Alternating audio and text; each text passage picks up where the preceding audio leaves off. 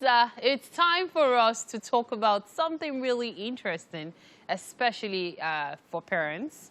It's time for the parenting segment, and to do justice to that is Otchuko Prudence Daniels. Now, she is a seasoned entrepreneur and professional early childhood practitioner. She's the founder of Mama Hill Montessori School, Lagos, and she'll be talking about developing your child's reading culture, which is very important, by the way. It's great to have you in the studio with us today. I'm honored. Thank you. When I hear Montessori, I just know, of course, that it's more like taking from the roots. Because that most people don't know that Montessori schools are actually to help deliver, to develop a child from like the roots more like. Total child. Yes, yes. And so it's interesting that we'll get to talk about developing a child's reading culture. Because many children would rather just fiddle with their phones, playing video games. But really, how can we help our child, or children as the case may be, develop that culture? Okay, so taking it from the Montessori perspective, we don't teach children how to read. I'm sure you'll be surprised to hear that. The quality of a child's reading is actually dependent on how rich the child's spoken language is. So we take it from the angle of enrichment of vocabulary or enrichment of spoken language. So parents and educators actually should focus on speaking to your child with the goal of helping them to literacy. So naming everything, expanding their vocabulary, getting them to learn words at very young ages. So that way, the children get to learn items generally. There's no limit to what they can learn at very young ages. And as you go along, helping them to name and understand the meaning of things, you don't approximate. You don't try to help them to say it in a babyish way. You use the appropriate language because at that time, they are forming their language. We say that the sensitive period for language actually spikes up from age 1 and 2.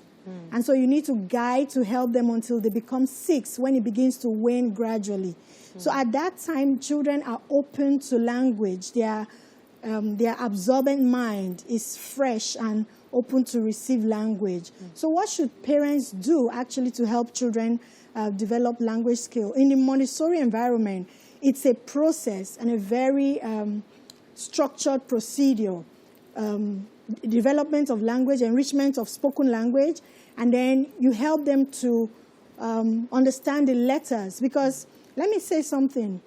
Writing actually comes before reading. That's because writing is from your mind. You write from your inside. I'm actually surprised at that. I would have thought reading comes before writing. It's the other way around. Oh, wow. So reading is an interpretation of someone else's thoughts. So when you write your thoughts. But when you're reading, you are interpreting the symbolic representation of someone else's thoughts. So it's more demanding to read than to write. So the key is to help your child develop spoken language very well, and then help them to understand the letters, the symbols, what they look like and how they sound. And then they're able to put them together to make their own words. So children write, before they read, and they read what they already know. So at that point, children, at very young ages, children don't read to understand what they're reading. They read to affirm what they already know. Yeah, so because in Montessori, we support authorship. So that's why we take it from the angle of spoken language, and then they write their thoughts before they are able to interpret someone else's thoughts. And this reading or writing their thoughts doesn't have to do with pens alone. They can actually put letters together. They can write, using alphabets. Wow. Using a wooden alphabet or cast alphabet to make their own thoughts known. More like helping the child develop naturally, no pressure, nothing. Exactly. And that makes me wonder, there's a school of thought that says that it helps a child to, when it comes to reading culture and all, bedtime stories help. How true is that? Very true. Because like I said, it's a process in the Montessori environment. You must have routines for reading for your children. And one way to do that is to have bedtime story time, either from daddy or mommy, and just make it a culture in your home.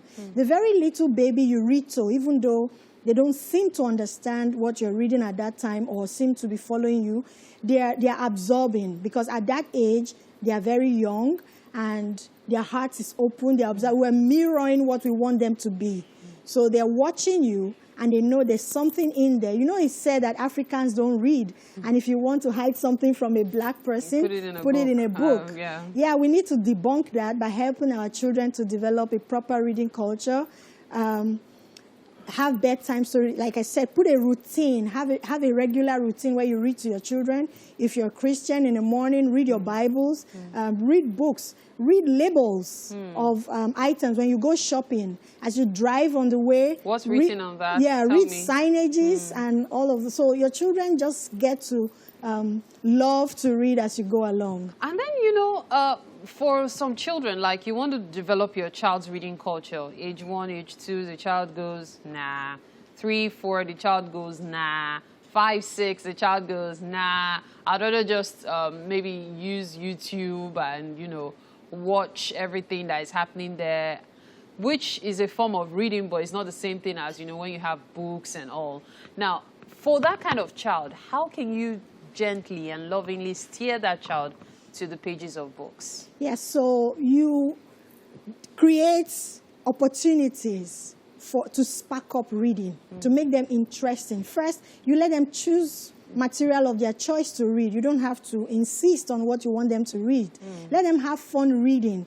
And then be creative. As a parent or an educator, you have to be creative, making sure that it's a fun activity.